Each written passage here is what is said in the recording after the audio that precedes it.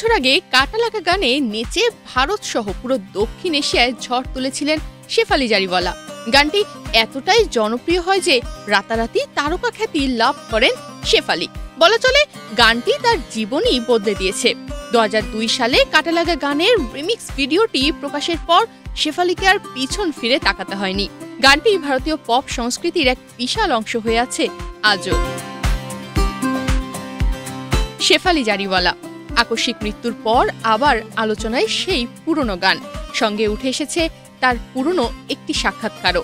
Extreme মশার coil plant fibre দিয়ে তৈরি, তাই সহজে ভাঙে না, সুগন্ধিযুক্ত ও নিরবিচ্ছিন্নভাবে জ্বলে। ডেঙ্গু, চিকুনগুনিয়া বাহি সহ যে কোনো মশার বিরুদ্ধে দেয় এক্সট্রিম সুরক্ষা।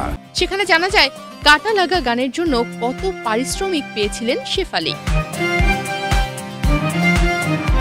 শেফালির মৃত্যুতে নতুন করে ভাইরাল হয়েছে কাটা লাগা। সেই গানে শেফালি কতটা ভালো পারফর্ম করেছিলেন তা নিয়ে চলছে আলোচনা।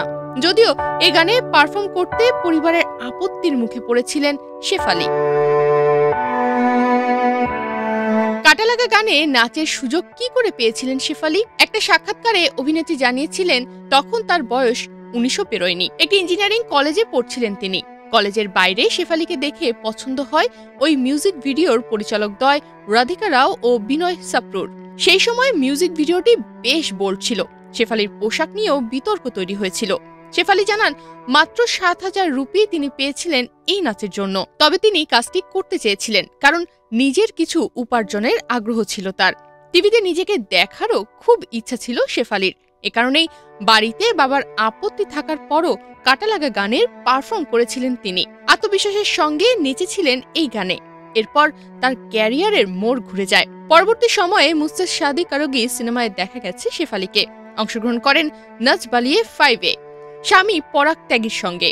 2018 সালে অভিনয় করেন ওয়েব সিরিজ বেবি কামনাতে। একই বছরে বিগ বস রিয়েলিটি শোতেও অংশ নেন শেফালি।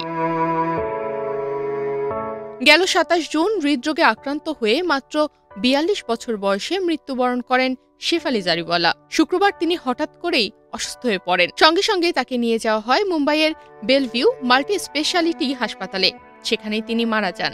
তবে ময়নাতদন্ত শেষ হলেও শেফালির মৃত্যু নিয়ে রহস্য রয়ে গেছে।